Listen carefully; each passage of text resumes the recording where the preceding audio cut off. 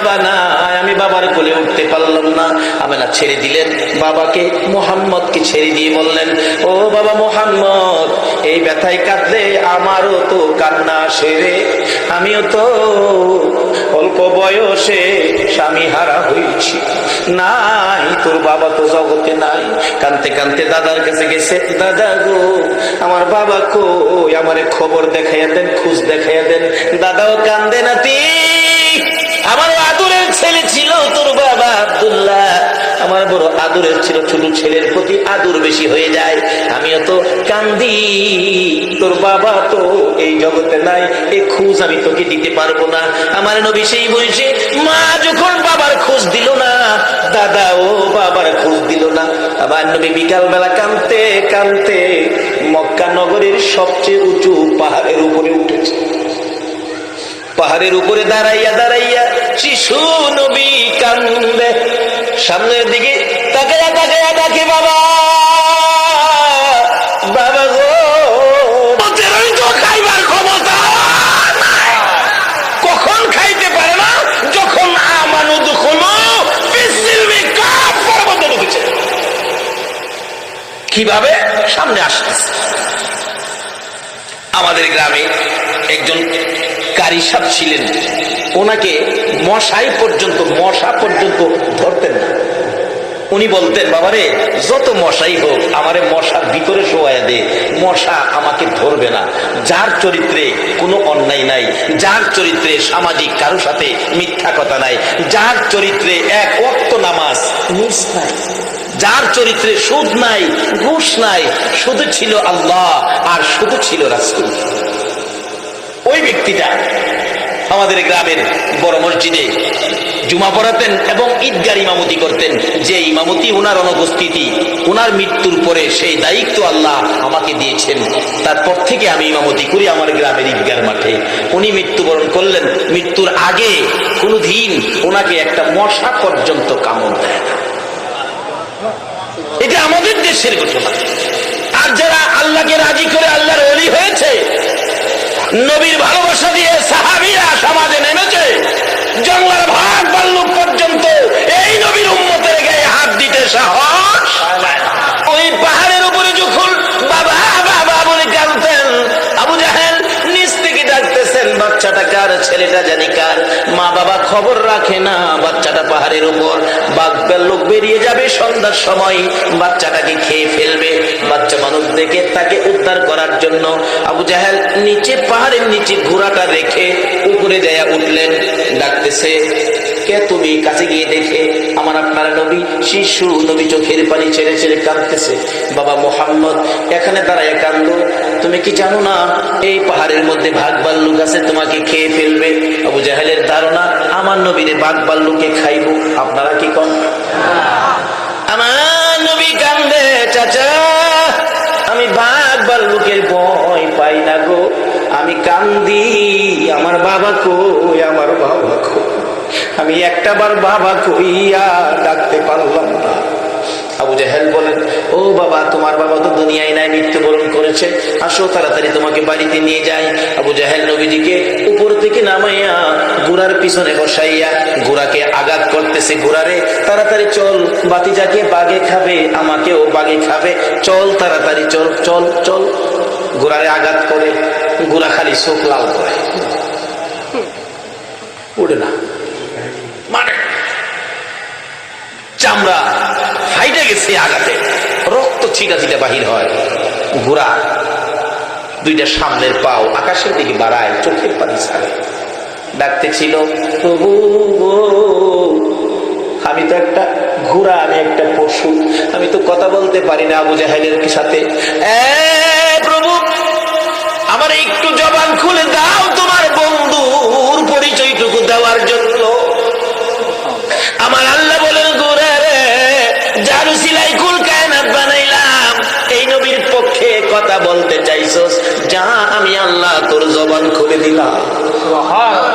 যেই নবীর পক্ষে গেলে ঘোড়ার জবান খুইলা দেয় গো, এই নবীর পক্ষে গেলে আমরা কি শান্তি পাইতে পারি না? ঘোড়া যদি জবান খুলতে পারে, জবান পাইতে পারে, আমরা কি শান্তি পাইতে পারি না?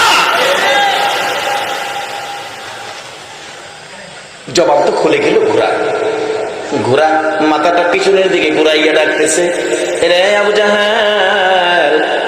তখন ঘোড়া মানুষের মতো কথা বলতেছে আবু জাহেলের দিকে তাকাইয়া, বলুন আবু জাহেলের মাথা ঠান্ডা না গরম? হ্যাঁ হ্যাঁ, কি কইলে? ও আবু জাহেল, আমারে কতগুলো আঘাত করলি, দে কত জায়গায় চামড়া ফাইটা রক্ত পড়তেছে। আবু জাহেল রে, তারপরও আমি উঠি না রে। ও আবু জাহেল শুনো, আরো যদি মারতে মন চায় মার, আমি মারি খাইয়া জীবন দিতে রাজি রে আবু জাহেল, কিন্তু পিছনে বসাইছস ইনি আখিরি নবী রে, ইনি স্কুল কায়নাতের নবী রে, রাহমাতাল লিল আলামিন নবীর পিছে বসাইয়া তুই সামনে বসে আমারে মারবি যাওয়ার জন্য। আমি ঘোড়া বলে দিলাম রে, আমার জীবন যাবে, আমি সামনে যাব না। যতক্ষণ পর্যন্ত শিশু নবীকে সামনের বাগে না বসাবি, তুই পিছনে না যাবি, আমি ঘোড়ার জীবন যাবে, আমি সামনে যাব না। আবু জাহেল কই, ভাতিজা দেরি করা যাবে না, ভাগের ভয়, তাড়াতাড়ি সামনে আসো। সামনে আসলে ঘোড়া এক দৌড়ে বাড়িতে পৌঁছাইয়া দিলেন। আবার আব্দুল্লাহ কলিজার টুকরা, নয়নের মণি, আমার আপনার নবী শিশু মুহাম্মদকে ওই আবু জাহেল পৌঁছাইয়া দিলেন আমিনার কাছে। আবু জাহেল বলতেছেন, আমিনা গো, তোমার ছেলেকে পাহাড় থেকে আমি নিয়ে আসছি, যদি তোমার ছেলেকে আমি না নিয়ে আনতাম জঙ্গলার বাঘ তোমারে খেয়ে ফেলতো।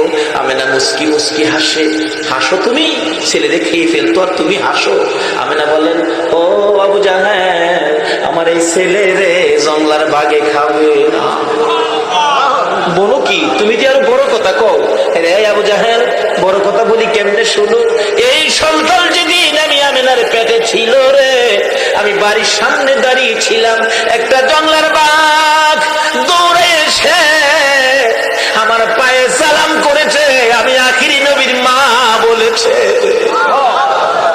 যেই নবীর মা হইলে জঙ্গলার বাঘে সালাম করে রে, এই নবীর গায়ে জঙ্গলার বাঘ হাত দেয় না। বহু আলোচনা এখানে ছিল, লম্বা হয়ে যাবে, রাখলাম এখানে। বলতেছিলাম আমার নবী ডাকে, চাচা গো, আপনি তো জানেন আমি কি কষ্ট করেছি, নিজেই পাহাড় থেকে নামায় এনেছিলেন, আমি বাবার ব্যথায় কাঁদছিলাম, আর আজকে আমাকে শেষ করে দেওয়ার জন্য আপনি গর্ত করেছেন। চাচা, এই কাজটা কি ভালো করেছেন? বাবা, ভালো করি নাই, আমাকে উঠাও। চাচা, উঠাবো, কালিমাটা পড়লে তোমাকে উঠাবো। না চাচা, আমি উইটা পড়বো। আমার নবী নিচের দিকে হাত দিলেন, চাচা কালিমা উইঠা পড়বে। আসলে কি সেই পড়বে? নিচের দিকে চাচা পড়ে আছে গর্তের ভিতরে, নবী উঠানোর জন্য নিচের দিকে হাত দিলেন আর ডাকতেছেন, চাচা উপরের দিকে হাত বাড়ান। আমার আল্লাহ বলেন, জিবরাইল রে, আমার বন্ধু যেখানে হাজির হয়েছে আর বাকিটা কি থাকবে না। হাতের সাথে হাত মিলে গেছে, আল্লাহু আকবার বলুন। হাতের সাথে হাত মিলে গেছে, টান দিয়ে উপরে উঠাইছে। চাচা কালিমাটা পড়েন। হ্যাঁ, বালু যারে জামাত থেকে বালু যারে কই, ভাতিজা এত বড় জাদুগির তুমি, আমি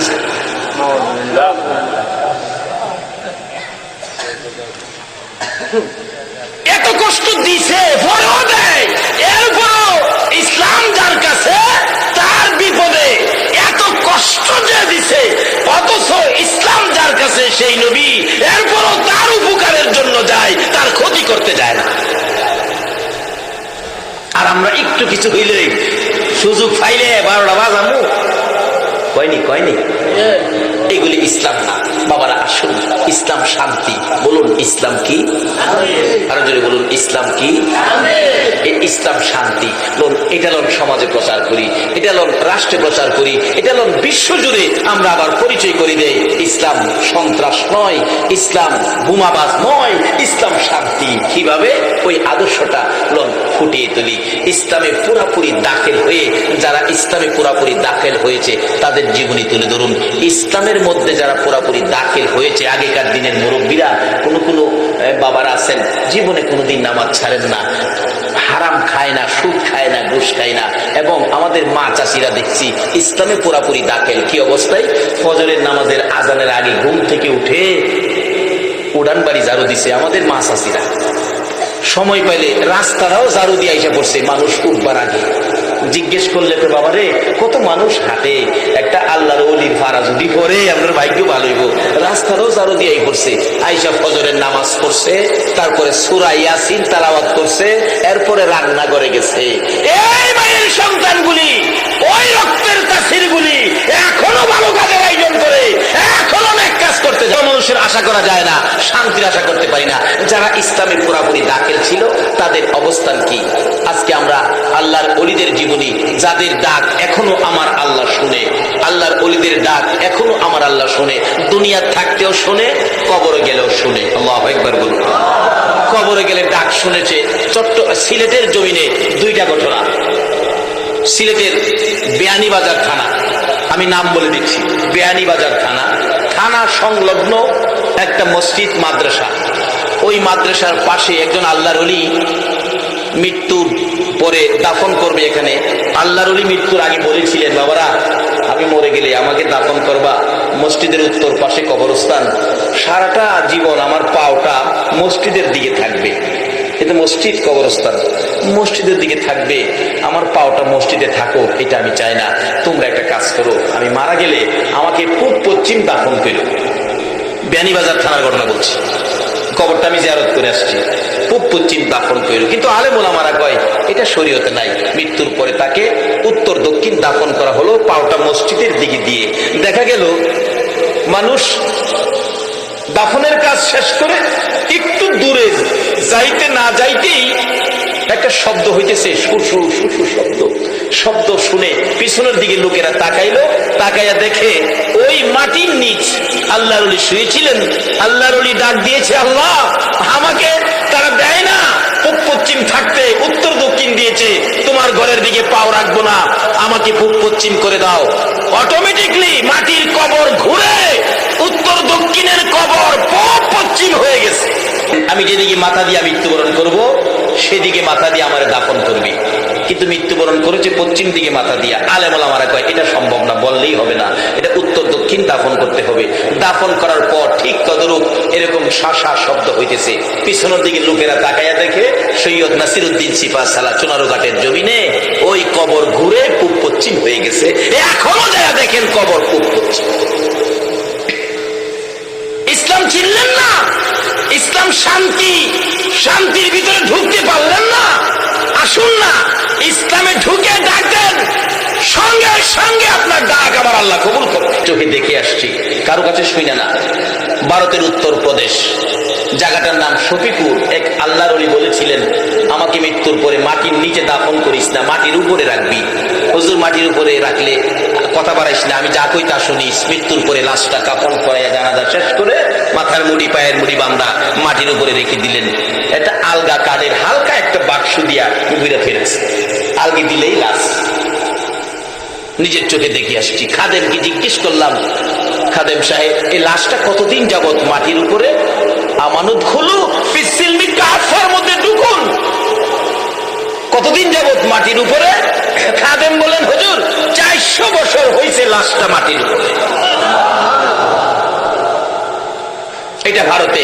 চলুন আমরা একটু ইরাকে যাই, যে ইরাকি গাউসে পাকের মতো অলি ঘুমিয়ে আছে, যে ইরাকের জমিনে ইমাম হুসাইন মাতাবিহীন, এই হুসাইনের ঘড়ি কারবালার জমিনে শুয়ে আছে, আর পাশে শুয়ে আছে 6 মাসের শিশু আলী আসগর। এই ইসলামকে দুনিয়াতে রাখতে যায় 6 মাসের শিশু আলী আসগর পর্যন্ত কলিজা ছেদ্র করে কারবালার জমিনে ঘুমিয়েছে। এক মহিলা রাস্তা দিয়ে যাচ্ছে, এক যুবক, তার নজর ভালো না, মহিলার দিকে আসতেছে, মহিলাটার ইজ্জতের উপর হামলা করবে।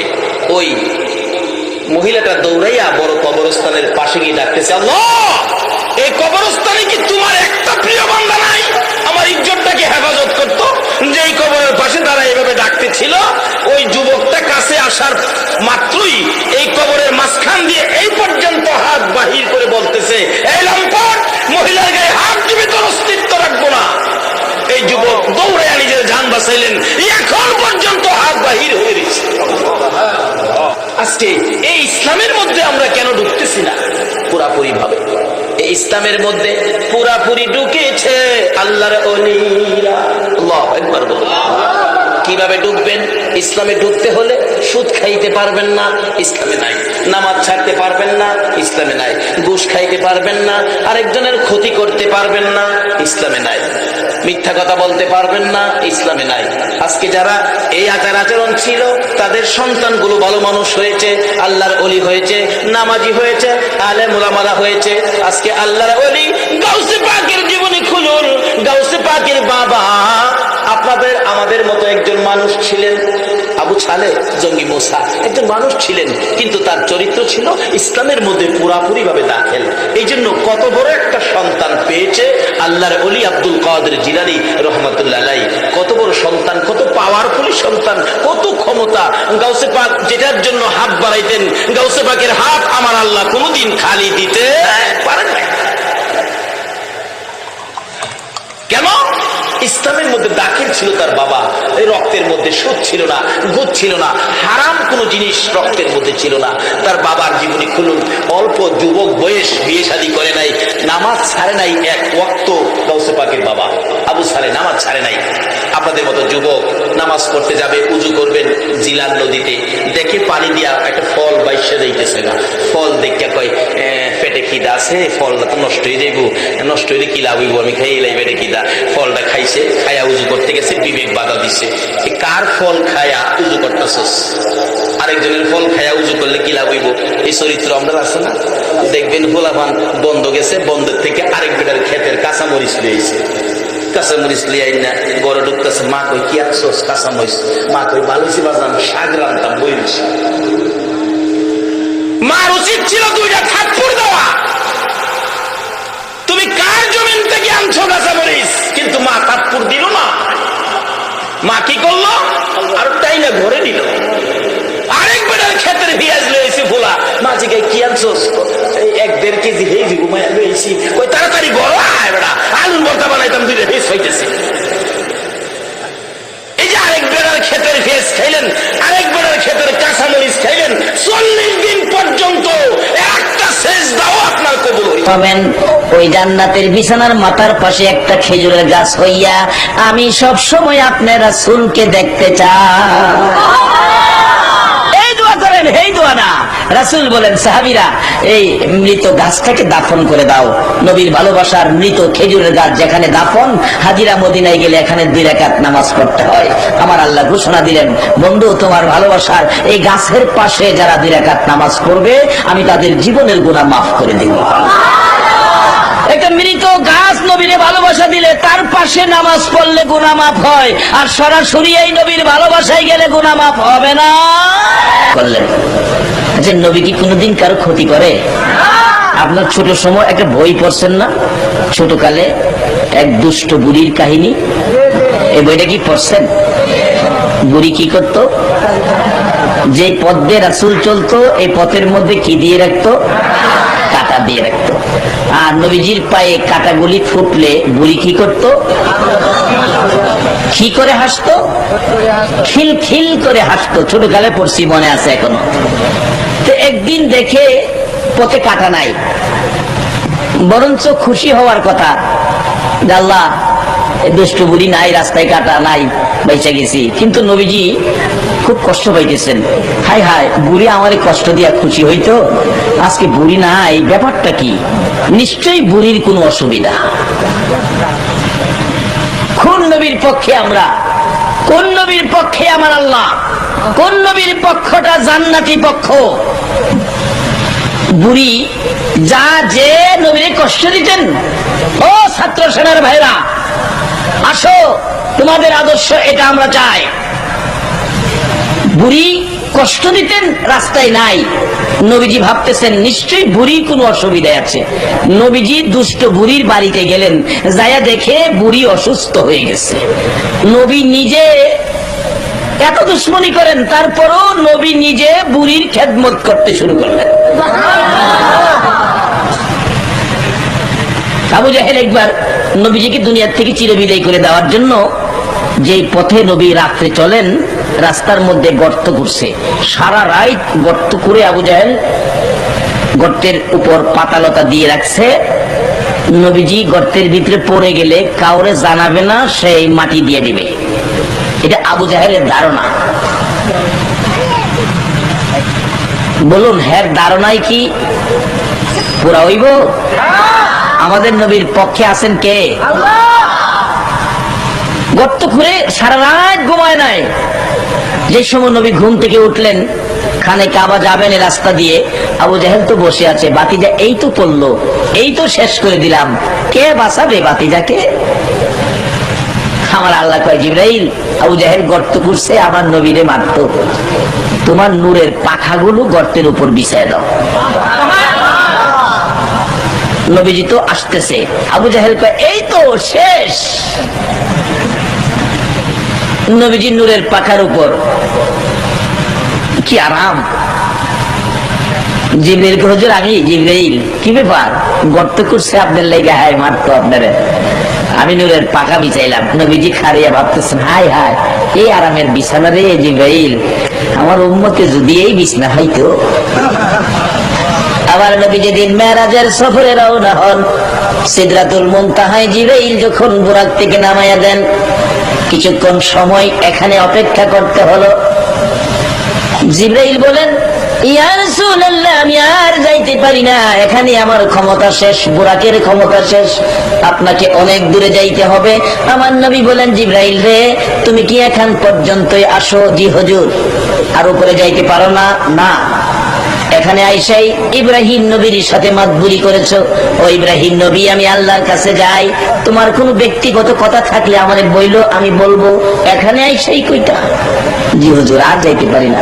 আমার নবী ডাকে, জিবরাইল, আমি নবী একেবারে আল্লাহর নিকটে যাব রে, তুমি জিবরাইলের কোনো কথা থাকলে আমার কাছে বলো।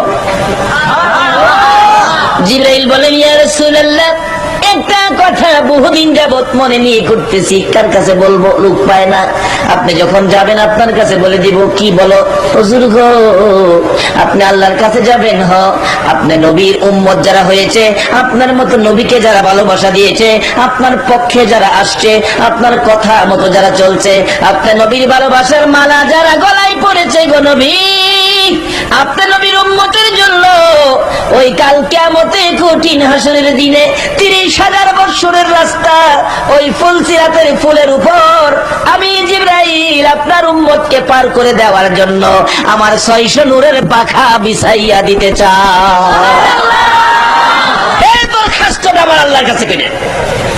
আমার আল্লাহ কই, বন্ধু গো, জিবরাইল কইয়া দেন, কবুল হয়ে গেছে। কখন? জিবরাইলের নূরের পাখা দিয়ে নবীজি গর্ত পার হয়ে গেছে। আবু জাহেল তো ভাবছে পইরা হয়ে গেছে, খুশি, বাতিজার এখন থামাইলাম, মাটি দিয়ালাম, কে জানবো? কেউ জানবে না। কিন্তু নবীজি যে পার হয়ে গেছে, আবু জাহেলের খবর নাই।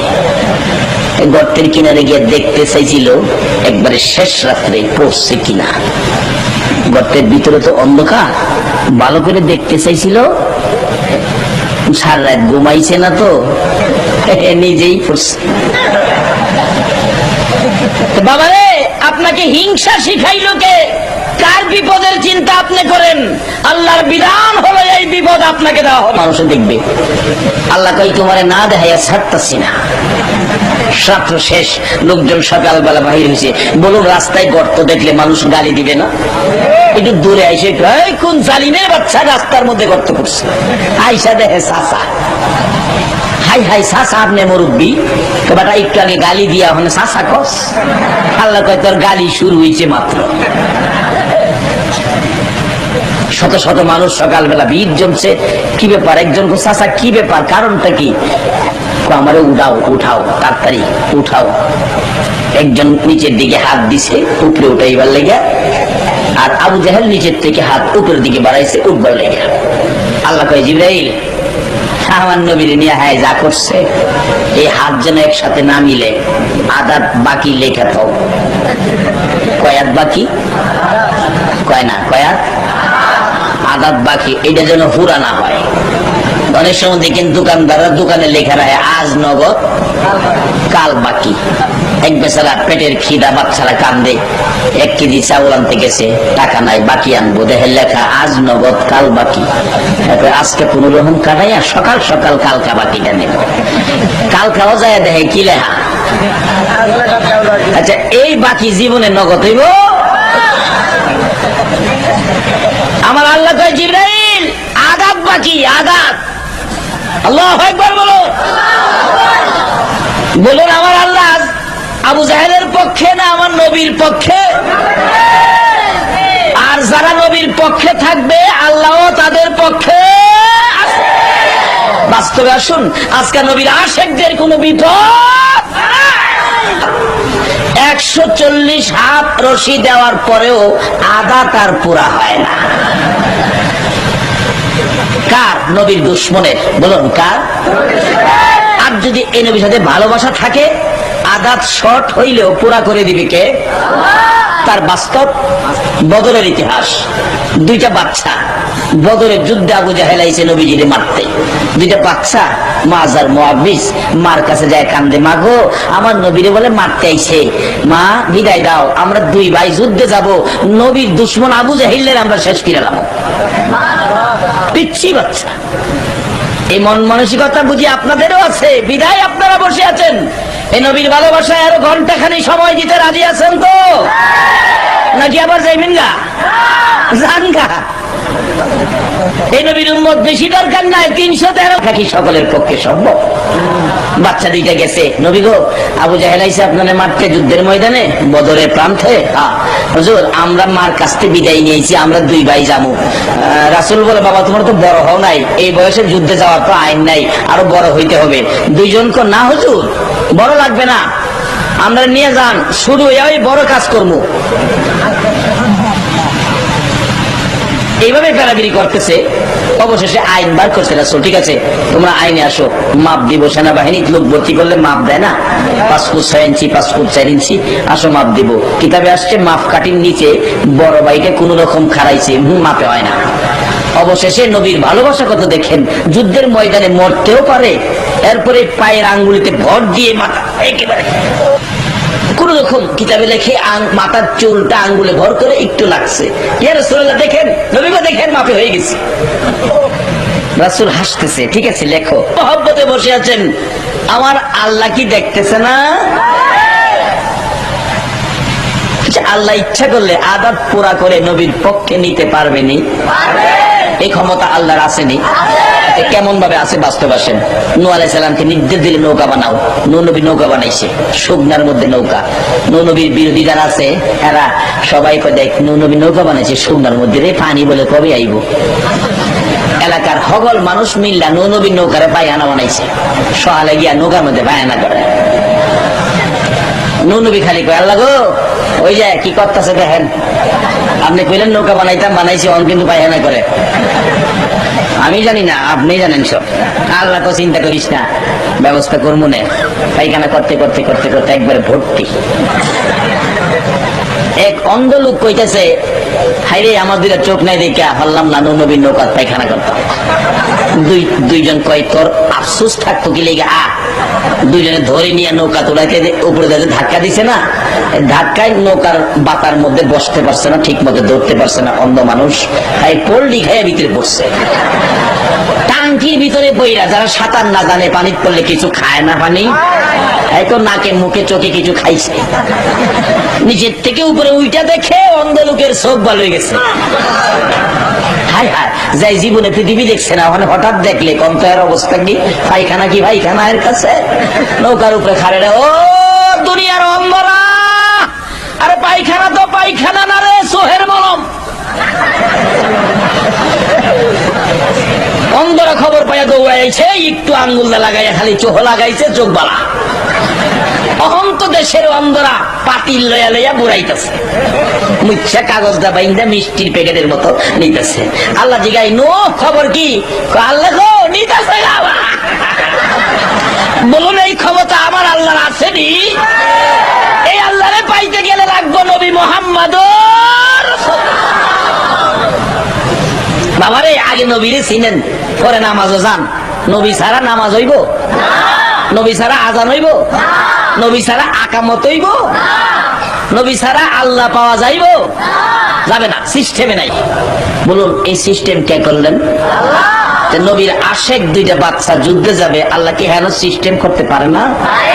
আল্লাহ কয় চিন্তা করিস না হুজুর, মাফে তো হই না, মাফে তো হই না। নবীজি কয় তুমি পরে যাইবা, বড় হয়ে যাও। আল্লাহ কয় মাফে না হইলেও মহব্বতে হইছস, আদাত বাকি পুরা করব। কিভাবে? নবীর আশেক তো। আল্লাহ কয় বাচ্চার ভিতরে বুদ্ধি ঘুরাই দিলেন, এটা তুই কস না নবী গো, বড় বাইরে লম্বা দেখে নিচ্ছেন, শক্তি কিন্তু আমার বেশি। সুবহানাল্লাহ কর। আরে নবীর প্রেমের পাগল যারা প্রেম খেলা খেলে, বলুন নবীর প্রেমের, নবীর প্রেমে ওয়াজ করনি দন্ত দেয় ফেলে, নবীর প্রেমে ওয়াজ করনি দন্ত দেয় ফেলে, নবীর প্রেমের পাগল যারা প্রেম খেলা খেলে, হাইরে নবীর প্রেমের পাগল। হানজালা পাগল ছিল, নবীর প্রেমে জীবন দিল। হানজালা পাগল নবীর প্রেমে জীবন দিল, গোসল করাইল তারে ফেরেশতার দলে, গোসল করাইল তারে ফেরেশতার দলে, নবীর প্রেমের পাগল যারা প্রেম খেলা খেলে, হাইরে নবীর প্রেমের।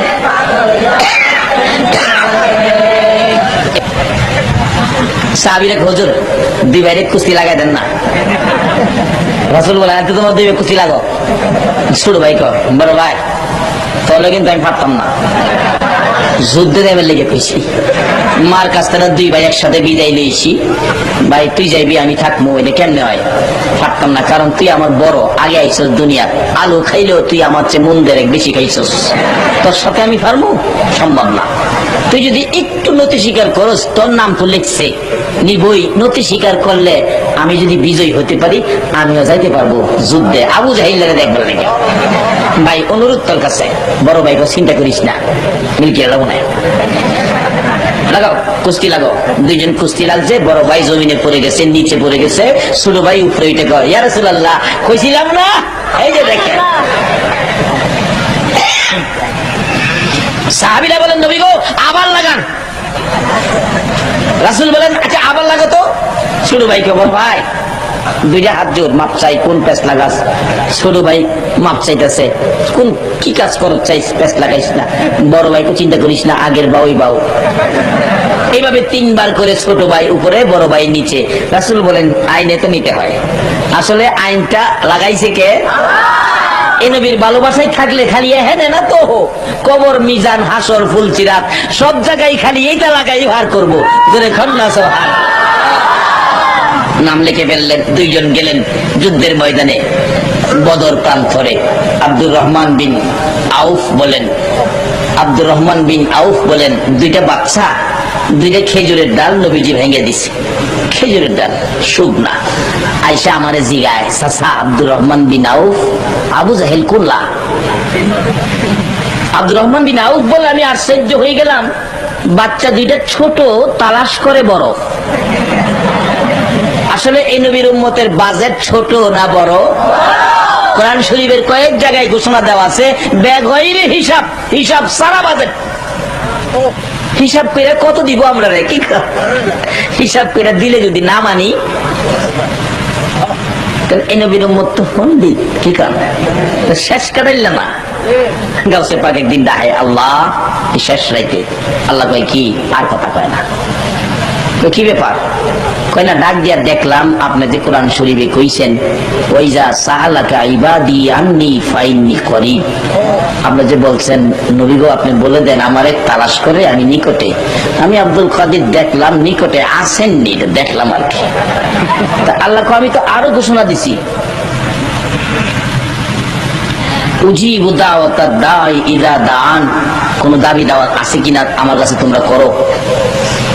করলে কি করবো? ফালিয়াস্তাজিবু লি ওয়া লিউমিনু বি লাআল্লাহুম ইয়ারশুদুন।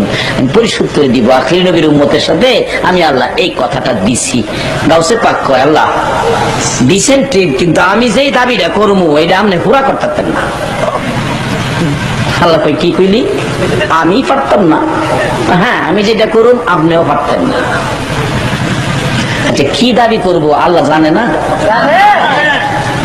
আখির নবীর মধ্যে শেষ করাইলে তো এটা বড় ভন্ডি। এর লাগে বাজার দিয়া তুই রাখছে ব্যাগ হইরে। মানুষ কই মিয়া কুস্তি লড়তে আইসো না মরতে আইসো? জুনাইদের দেখছো? কই না দেখি নাই। দেখে আসো। বাবা রে বাবা, কি বেটা, এই নাকি জুনাইদ?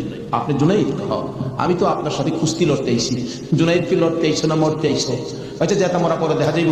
নাম লেখেন। নাম লেখছে রবিবার দিন আপনাদের কর্ণপুরী মার্কেটের মাহফিল। আজকে এই দিনই ধরলাম রবিবার দিন মাঠের মধ্যে হাজার হাজার মানুষ জুনাইদের মতো পালোয়ানকে কুস্তি লড়ে হারাবে। কুস্তি লড়বে, হ্যাঁ জানি কেমন পালোয়ান। মাঠের মধ্যে নামছে, 3 দিন পর্যন্ত খানা নাই, বাচ্চাদের চিন্তা, হাঁটতে পারে না, হাঁটতে পড়ে যা, মাঠে গিয়ে নামছে। জুনাইদ তো নামছে হাতির মতো এক পুরুষ। লেফারি মাঝখানে দাঁড়ায় কয়ে কি আইলুরে, কার সাথে কি? দর্শকেরা কয়ে আমরা কি দেখবো, সময়টাই নষ্ট করলাম, এর সাথে কি খেলবো। এবার দেখা গেল খেলা শুরু হওয়ার আগে লেফারি জিগায়, এদিকে আসেন, আপনি কি লড়তে আইছেন না মরতে আইছেন? কয়ে আপনি মাতবরি কম করেন, আপনি লেফারির দায়িত্ব পালন করেন। লড়লে আমি লড়বো, মরলে তো আমি লড়বো, আপনার বাবার কি? লেফারি কয় মাপ চাই বাবা, আপনি লড়েন, খুব ভালো করে লড়েন। লড়ার আগে ডাকছে জুনাইদ এদিকে আয়, দুইটা কথা বলবো, বলো। আমাকে চিনো? জুনাইদ বলেন না তো, তোমাকে তো চিনি না। কয় আমি আওলাদে রাসূল। জুনাইদ, যে নবী না হইলে রে জগতের কিছু হইতো না। আমি সেই নবীর বংশের লোক, আমি সেই আওলাদে রাসূল। জুনাইদ রে 3টা দিন পার হয়ে যায়, সন্তানের মুখে খানা দিতে পারি না। অসহ্য হইয়া জীবন দিতে আসছি রে জুনাইদ, তুই পারবি নি আজকে আওলাদে রাসূলের মুখে হাসি ফুটাইতে, আজকের ময়দানে রাসূলের বংশের কাছে পরাজয় বরণ করতে? জুনাইদ বলেন, ওই লোকটাই আমার সাথে কথা বলে সামনে দাঁড়াইয়া, আমি শুনি পিছন দিয়ে আমার নবী মদিনার থেকে ডাকে, জুনাইদ রে পারবি নি রে আমি আওলাদে রাসূলের মুখে হাসি ফুটাইতে?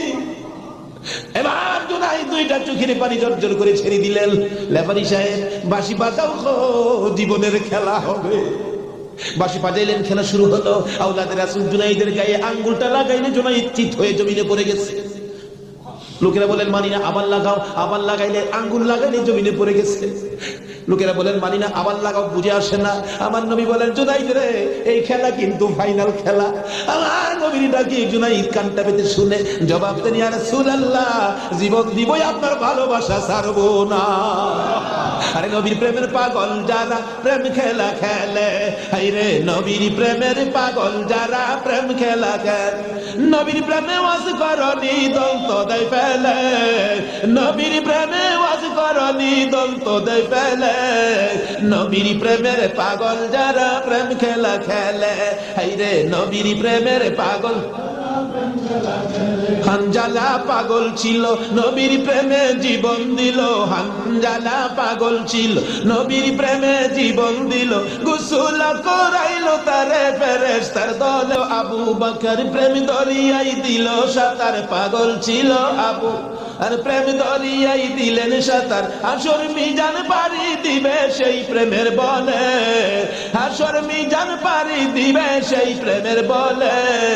নবীর প্রেমের পাগল যারা প্রেম খেলা খেলে, হাইরে নবীর প্রেমের পাগল। বলতেছিলাম আওলাদে রাসূলের প্রেম আর ভালোবাসায় জুনাইদ খেলার মাঠে জীবন দিয়ে দিলেন, হাইরা গেলেন। জীবনের সকল মান সম্মান বিলীন করে দিয়ে আওলাদে রাসূলের মান বাড়াইয়া দিলেন। লোকেরা বলেন, জুনাইদ হো এ বাদশার দরবারে আর যাইও না, মজার খানা আর পাইবা না, মোটা অঙ্কের বেতন তোমাকে আর দেওয়া হবে না, এ বাদশার কাছে আর যাইতে পারবা না। জুনাইদ মাথাটা নিচে দিয়ে 2টা চোখের পানি ছেড়ে ছেড়ে ডাকে, রে মাঠের ময়দানের লোকেরা, আমি এই বাদশার দরবারে আর যাইতে চাই না, আমি দুজাহানের বাদশার দরবারে রওনা হয়েছি। জুনাইদ 2টা চোখের পানি ছেড়ে ছেড়ে বাড়ির ভিতরে ঢুকলেন। লোকেরা জিগায়, জুনাইদ হো এইভাবে কেন কান্দো, বুঝতে পারতেছি না। লোকদের সাথে জবাব দেয়, সঙ্গীরা রে আমার রাসূল আমারে ডাক দিছেন, আমি রাসূলের ডাকে কিছু কাজ করেছি, আমার মনে বড় আশায় আমার কাজে রাসূল খুশি হয়েছে কি। জুনাইদ বলেন এশারের নামাজ পড়ে আমি যখন বিছানায় শুইলাম একটু পরে দেখি রাসূল আমার ঘরে হাজির। আমার মাথায় হাত বুলাইয়া ডাকে, জুনাইদ রে, নিজের সব বিলীন করে দিলে, আমি নবীর ভালোবাসায়, আমার আওলাদের ভালোবাসায় এত সব শেষ করে দিলে রে জুনাইদ, আমি সইতে পারি না। আয় রে জুনাইদ, আজকের থেকে তুই খালি জুনাইদ না, তোর মাথায় পাগড়ি পরাইয়া দিলাম, আজ থেকে নবীর ভালোবাসার বিনিময়ে তুই আউলিয়াদের মাথার তাজ হয়ে গেছো।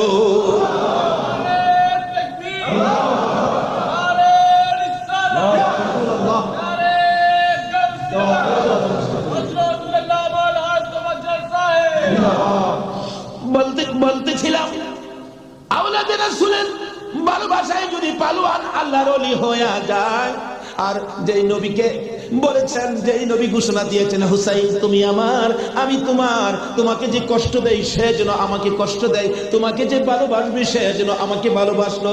বলুন আজকে যারা হুসাইনের ভালোবাসায় বসে আছেন গো, বলুন আমার নবী ভালোবাসা দিবে কিনা? আমার নবী যাকে ভালোবাসে আল্লাহ তাকে ভালোবাসবে কিনা বলুন তো? কষ্ট হইতেছে ভাই,